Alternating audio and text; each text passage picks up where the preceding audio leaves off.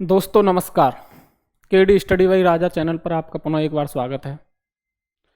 दोस्तों कुछ समय पहले मैं जब क्लास ले रहा था तो बीच में स्टूडेंट ने ऐसा ही एक टॉपिक छेड़ दिया कि सर घोस्ट के बारे में आपका क्या सोचना है, या घोस्ट के बारे में आप क्या कहते हो, ये होते हैं या नहीं होते हैं।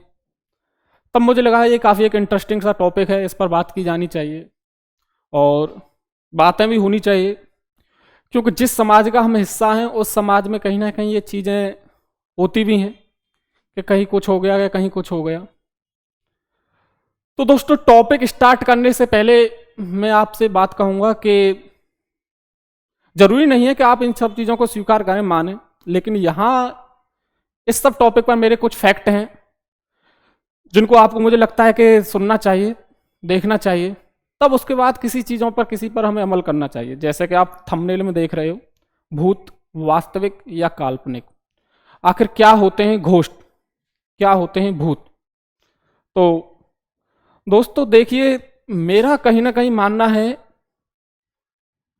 कि अगर ब्लैक है तो वाइट भी है, भगवान है तो कोई दूसरा पार्ट भी है, सही है तो गलत भी है। इस तरह से मैं चीज़ों को डायरेक्ट नकारना नहीं चाह रहा। जैसे कि बड़े बड़े यूट्यूबर हैं, उन्होंने कहा है कि नहीं ऐसा नहीं है, भूत ये नहीं वो नहीं, ऐसी चीज़ नहीं होती हैं। तो आखिर ये समाज में घटनाएं हो रही हैं या जो भी चीज़ घटित हो रही हैं तो क्या है भाई। ऐसा नहीं है कि डायरेक्ट ही एक थ्रू हम मना कर दें कि नहीं ऐसा कुछ नहीं होता, तो ऐसा भी नहीं कह सकते हम इस चीज़ को लेकर, क्योंकि जिस समाज का हम हिस्सा हैं उसमें ये चीज लागू होती हैं। नेगेटिव पॉजिटिव, रॉन्ग राइट, ईश्वर या कुछ और। देखो इसको लेकर दोस्तों मेरा एक फैक्ट रहेगा गाइस, कि मान लो ये एक अर्थ है, पृथ्वी है, और उस अर्थ का हम पार्ट हैं। तो इस अर्थ के पार्ट होने के साथ साथ ये मान लो अर्थ है हमारी, इस अर्थ के ऊपर अंतरिक्ष है, स्पेस है। उस अंतरिक्ष में क्षोभ मंडल, समताप मंडल या स्ट्रेटोस्फेयर, ट्रोपोस्फेयर, समताप मंडल, मध्य मंडल, आयन मंडल, ये सारे मंडल होते हैं। तो मान लो कोई वस्तु है, वो नष्ट होती है, कोई भी चीज, तो नष्ट होने के बाद वो जाती कहां है भाई? इसी एनवायरमेंट का, इसी हमारे पर्यावरण का, इसका ही कोई ना कोई पार्ट होगी वो। जैसे बोला जाता है नाइट्रोजन 78% है, ऑक्सीजन 21% है हमारे इस एनवायरमेंट में। तो ये गैसेस का हमारा एनवायरमेंट पार्ट है। तो इसी तरीका से कोई भी वस्तु है, जैसे मान लो ये पेन है, ये पेन क्या है हमारे अकॉर्डिंग? ये नॉन लिविंग थिंग्स है, लेकिन ये हमारे अकॉर्डिंग है, साइंस के अकॉर्डिंग नहीं। साइंस के अकॉर्डिंग कैसे नहीं? जैसे कि साइंस क्या कहता है कि ये पेन, इसमें भी ये कहीं ना कहीं ये मॉलिक्यूल, अणु, परमाणु, इसमें भी कहीं ना कहीं ये नाभिक है, उससे बनी हुई है। भाई हमने ही तो इसको डिसाइड किया है कि ये निर्जीव है या सजीव है, लिविंग है या नॉन लिविंग है। बाकी की साइंस तो कुछ निर्जीव या सजीव मानता नहीं। या चेयर है, चेयर में भी कोई ना कहीं अणु है, परमाणु है, इलेक्ट्रॉन है, प्रोटॉन है, न्यूट्रॉन है। ऐसे ही हम है, हमारी बॉडी है, हम में भी कहीं ना कहीं इलेक्ट्रॉन, परमाणु, ऊर्जा, ये सब चीजें हैं। ऐसे ही साइंस डायरेक्ट नहीं कहता है कि ये चीज निर्जीव है या सजीव है, ये तो हमने डिसाइड किया है। केवल सांस, ऐसे बहुत सारे बैक्टीरिया हैं, केवल सांस के आधार पर ही तो हम कह सकते हैं कि ये खा रहे हैं, पी रहे हैं या सांस ले रहे हैं तो ये सजीव हो गया, ये निर्जीव हो गया। ऐसे बहुत सारे बैक्टीरिया हैं जो कि ना तो सांस भी लेते लेकिन वो क्रियाएं करते हैं। तो कहीं ना कहीं दोस्तों उसी संदर्भ में ये देखो, जीव हैं, ये जीव जैसे आप देख रहे होंगे स्क्रीन पर, ऐसे ही ये ठोस पारदर्शी जीव हैं जिनको हम नग्न आंखों से नहीं देख सकते। तो हो सकता है कि इस एनवायरमेंट में ऐसी ही बहुत सारी चीजें या बहुत सारे जीव जंतु ऐसे होंगे जो हमें अपनी नग्न आंखों से नहीं दिखाई दे रहे होंगे। या वो हमसे कांटेक्ट करना चाह रहे होंगे। एक तो हो गया ये फैक्ट। दूसरी बात, जैसे कि मान लो ये आकाशगंगा, इस ब्रह्मांड में ऐसे ही बोली जाती हैं हजारों अरबों आकाशगंगाएं। साइंटिफिक तौर पे भी देखा जाए तो इस ब्रह्मांड के बारे में मात्र हमें 1% नॉलेज है। उस 1% नॉलेज में भी केवल हमें अपनी आकाशगंगा, और उस अपनी आकाशगंगा के बारे में भी हमें 1% नॉलेज है, केवल अपनी आकाशगंगा के बारे में भी नहीं पता हमें ढंग से। मान लो एक ये आकाशगंगा है, ऐसी हजारों आकाशगंगाएं, और इस आकाशगंगा का पार्ट है हमारा सोलर सिस्टम। ये सूर्य, बुध, शुक्र, पृथ्वी, मंगल, जुपिटर, आप ये सब देख रहे हैं। तो कहीं ना कहीं जो भी चीजें हैं वो इसी आकाश गंगा या फिर इसी इन्वायरमेंट या इसी हमारा जो अर्थ है उसके इन्वायरमेंट में ही वो हो रही हैं, इससे बाहर वो नहीं जा रही। जैसे कि एक साइंटिस्ट थे हमारे आइंस्टीन, उनका कंसेप्ट था E बराबर mc²। यानी कि इनका क्या कहना था कि जो ऊर्जा है वो द्रव्यमान के बराबर होती है और वो प्रकाश की चाल से चलती है। मुझे लगता है कि इस ब्रह्मांड का सारा जो भी प्रॉब्लम है उसका सॉल्यूशन कहीं ना कहीं इस फॉर्मूले में E बराबर mc² में छुपा हुआ है। कैसे? मान लो ये एनर्जी है, स्वाभाविक सी बात है, ये द्रव्यमान है और ये प्रकाश की चाल है। यानी कि ये इसका कहना है कि जो एनर्जी है वो द्रव्यमान के बराबर होती है। कैसे? जैसे मान लो छोटा बच्चा है, छोटे बच्चे में एनर्जी लेवल कम होता है, तो जिस कारण आप देखोगे कि वो अपने बेड पर ही सूसू या बेड पर ही अपना टॉयलेट वगैरह करता रहता है। तो मान लो किसी छोटे बच्चे की डेथ होती है और उस छोटे बच्चे के कंपैरिजन हम में या किसी यंग बच्चे में या हम सब यानी कि हमारी ही उम्र के बच्चे में एनर्जी लेवल उसके छोटे बच्चे की अपेक्षा ज्यादा होगा। तो वो छोटे बच्चे की डेथ हुई है, या मान लो कि जब वो छोटे बच्चे की डेथ होगी तो वो हम पर उस तरह से इफेक्ट नहीं कर सकता। क्यों? क्योंकि उसका एनर्जी लेवल हमसे कहीं ना कहीं कम है और हमारा द्रव्यमान उससे ज्यादा है। द्रव्यमान ज्यादा होने के कारण हमारी एनर्जी भी उससे ज्यादा है। अब ऐसे ही एक बुजुर्ग व्यक्ति है, बुजुर्ग व्यक्ति में भी एनर्जी लेवल कम होता है और उस बुजुर्ग व्यक्ति में एनर्जी लेवल कम होने के कारण वो भी सेम छोटे बच्चे की तरह ही बेड पर पड़ा रहता है। या काफी आपने देखा होगा गांव में बुजुर्गों को आस पड़ोस भी देखा होगा कि उनमें भी एनर्जी लेवल कम होने के कारण वो भी अपने बेड पर पड़े रहते हैं और इस तरह की एक्टिविटी करते रहते हैं। मान लो सपोज दैट उनकी भी डेथ हुई है और उन बुजुर्ग की अपेक्षा हम यंग में एनर्जी ज्यादा है और एनर्जी ज्यादा होने के कारण वो कहीं ना कहीं हमारे ऊपर इफेक्ट नहीं कर पाएंगे। लेकिन इसी बीच एक यंग व्यक्ति है, उस यंग व्यक्ति में मान लो कि एनर्जी लेवल काफी है और उसकी डेथ हुई है, तो वो कहीं ना कहीं हमारे ऊपर इफेक्टेड हो सकता है या इफेक्ट कर सकता है। नहीं है ये बात समझ में? पुनः समझने की कोशिश करिए। ये क्या है? एक तरह से एनर्जी ही है, चाहे इसको पॉजिटिव मान लो चाहे इसको नेगेटिव मान लो। इस तरह से हम अपने ईगो में ये नहीं कह सकते कहां है घोस्ट या कहां है भूत, या है तो हमसे टकरा के दिखाए, ऐसा कुछ भी नहीं है। ये एक एनर्जी लेवल है, यानी जिसमें एनर्जी जिसकी अपेक्षा ज्यादा होगी वो किसी ना किसी रूप में वो इफेक्ट कर सकता है।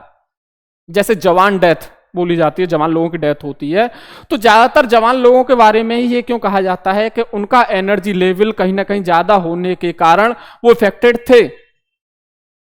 इस वजह से बोला जाता है कि जवान ही ज्यादातर ये घोस्ट प्रक्रिया में कन्वर्ट होते हैं। ये भी हो सकता है कि वो हमसे संपर्क करना चाह रहे हो, जैसे एलियन। क्या है एलियन? भाई वही, वो भी कहीं ना कहीं कोई ना कोई ऐसे प्राणी है जो जिनकी लैंग्वेज हम नहीं समझ पा रहे हैं, या वो हमसे कांटेक्ट में आना चाह रहे हैं लेकिन वो कांटेक्ट में नहीं आ पा रहे हैं। लेकिन इससे अतर कुछ बड़े यूट्यूबर हैं या बड़े लोग के चैनल हैं, उन्होंने बोला है कि किसी फिल्म में ऐसे ऐसे एक एक्ट्रेस थी और उस फिल्म में क्या होता है कि एक मेंटली डिस्टर्ब रहती है और इस वजह से उसको चारों तरफ भूत दिखाई देने पड़ते हैं, या और भी उन्होंने कंसेप्ट बताए हैं एनर्जी से रिलेटेड। लेकिन उन्होंने सिरे से निकाल दिया, भूत नहीं होते, भूत जैसी कोई चीज होती ही नहीं है। लेकिन नहीं दोस्तों, इस एनवायरमेंट में हम ये निकाल ही नहीं सकते कि ये चीज नहीं होती। हमारे माइंड में 99% थॉट ऐसे ही आते हैं जो हैं रियल में कहीं ना कहीं हैं, जो हमसे संपर्क करना चाहते हैं लेकिन हम उनसे संपर्क नहीं हो पा रहे हैं। ऐसे ही बहुत सारे जीव जंतु हो सकता है कि अन्य अन्य ग्रहों पर हों। जैसे कि अभी मैंने हाल फिलहाल में बताया, तो निर्जीव सजीव कुछ नहीं होता। अब मान लो ये पेट्रोल है, भाई पेट्रोल खत्म हो रही है गाड़ी में, हम जैसे चला रहे हैं पेट्रोल को डाल के, तो वो कहां जा रही है?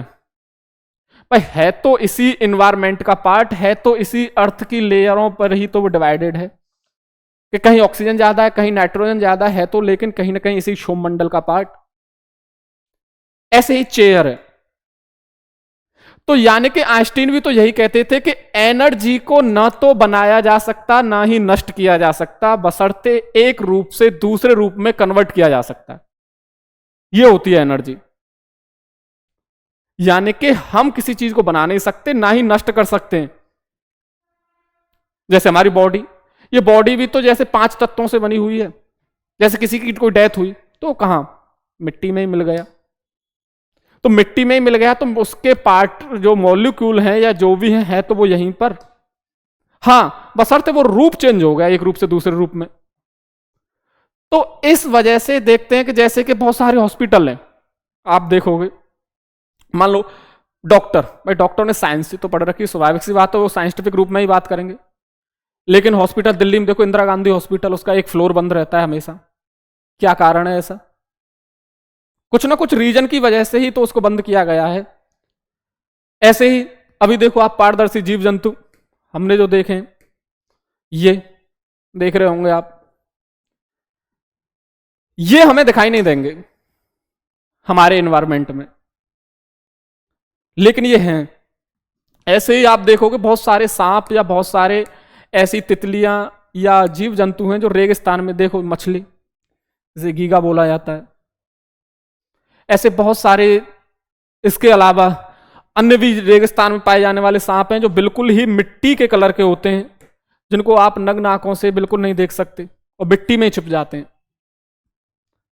तो ऐसी ही चीजें, ऐसी ही एनर्जी कहीं ना कहीं एक रूप से दूसरे रूप में चेंज होने के बाद कन्वर्ट होती हैं, और कन्वर्ट होने के बाद वो कहीं ना कहीं हमें या हमारी बॉडी को नुकसान पहुंचाने की तो उसमें नहीं रहती। हम ये नहीं कह सकते कि वो नुकसान ही पहुंचाते हैं।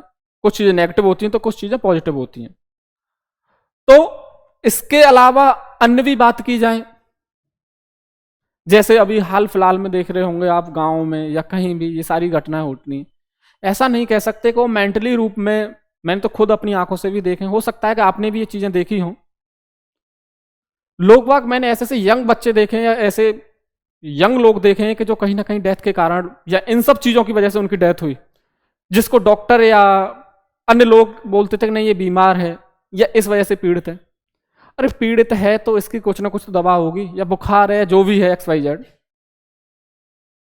और ऐसे ऐसे भी हैं कि उन पे ऊपर कुछ इफेक्ट नहीं हो रहा किसी चीज का, लेकिन उन पर आंतरिक रूप में किसी एनर्जी, ऐसी नेगेटिव एनर्जी ने प्रवेश किया हुआ है कि जिस कारण उनके ऊपर इफेक्ट नहीं हो रहा और उनको आप कुछ भी कर लो। तो यही सारी चीजें हैं दोस्तों। इसके अलावा भी अन्य घटनाएं आप देखोगे, आप जैसे कि मथुरा वृंदावन जैसे देखोगे, कई सारे पार्क हैं जहां पर बोला जाता है कि रात्रि के बाद प्रवेश नहीं होते, या मंदिर हैं जिनको वहां से ऐसा भी देखा जाता है कि जीव जंतु बहुत सारे लोग खत्म हुए। तो पैरालिसिस ये चीजें हैं, या एक आज तक पर मैं शो आता था अद्भुत अकल्पनीय अविश्वसनीय, उसमें भी एक सौरभ नाम के व्यक्ति थे, वो इन सब चीजों पर रिसर्च कर रहे थे, लेकिन उनकी जिस तरह से आकस्मिक मौत हुई, ऐसा नहीं है ये सारी चीजें नहीं है। आकस्मिक मौत हुई, वो रिसर्च कर रहे थे, वो भी ये कहते थे कि ये सारी चीजें कुछ नहीं होती, लेकिन रिसर्च करने के साथ साथ साथ साथ वो इन सब चीजों को देख रहे थे, रिसर्च कर रहे थे, पढ़ रहे थे, लेकिन उनका इस तरह से आकस्मिक रूप में जाना कहीं ना कहीं एक तरह से धक्का लगा लोगों को कि यार क्या है ये, क्या हो सकता है। तो मेरा मानना तो यही है कि चीजों को इस तरह से डायरेक्ट सिरे से खारिज करना कहीं ना कहीं गलत है। इन सब चीजों पर बात होनी चाहिए। मुझे उचित लगा कि इस पर बात करूं मैं, क्योंकि क्लास में जब मैं क्लास ले रहा था, टॉपिक चल रहा था कुछ, तो उस टॉपिक में एक लड़की ने बीच में क्वेश्चन उठा दिया कि सर घोस्ट क्या होते हैं ये सब। तो मुझे लगा कि इस चीज पर चलो मैं बात करता हूं या बनाता हूं वीडियो, इंटरेस्टिंग सा टॉपिक है। तो मेरे हिसाब से तो देखो, मैं किसी को फोर्स नहीं कर रहा कि ये सारी चीजें आप मानो ही मानो, सब अपने आप में स्वतंत्र हैं, सब अपना फैसला सब लेते हैं, लेकिन कहीं ना कहीं मुझे तो ये लगता है कि चीजें भाई नेगेटिव है तो पॉजिटिव है, मैं तो यही मेरा मानना है, या व्हाइट है तो ब्लैक है, या ईश्वर है। अब ऐसे तो आप ईश्वर को बोलने लग जाओ, बहुत सारे लोग ईश्वर को भी नहीं मानते कि ईश्वर है, नहीं है, बहुत सारे लोग मानते हैं हाँ ईश्वर है। तो देखा तो लोगों ने ईश्वर को भी नहीं है, लेकिन ईश्वर को मानते हैं। तो कहीं ना कहीं मेरा यही मानना है कि इस तरह से चीजों पर सोचो, समझो क्या हो सकता है क्या नहीं हो सकता, उन सब चीजों के बारे में पढ़ो, रिसर्च करो, रिसर्च नहीं तो टाइम निकालो, इन सब चीजों के बारे में बुक पढ़ो, देखो। तो इसी के साथ मैं अपना लेक्चर खत्म करता हूं, ये टॉपिक। फिर नेक्स्ट डे किसी इंटरेस्टिंग टॉपिक पर मिलते हैं। आप हमें कमेंट में बता सकते हैं कि इंटरेस्टिंग टॉपिक कौन सा और इस पर किस पर डिस्कशन होना चाहिए। और मैं 10 या 15 मिनट लास्ट के इन्हीं सब टॉपिकों पर मैं डिस्कशन करना चाहूँगा, इंटरेस्टिंग चीज़ों पर, अपने इस चैनल के माध्यम से, केडी स्टडी बाई राजा। आप इसको सब्सक्राइब करें और इन्हीं सब चीज़ों पर हम चर्चाएं करेंगे। पढ़ने के साथ साथ जो भी हमसे हमारे जो स्टूडेंट जुड़े हुए हैं, ये हमारा चैनल नेम है KD study by Raja, YouTube channel है। तो इसी के साथ मैं विदा लेता हूँ आपसे। इसी साथ हमें ढेर सारा सपोर्ट करते हैं। नमस्कार दोस्तों।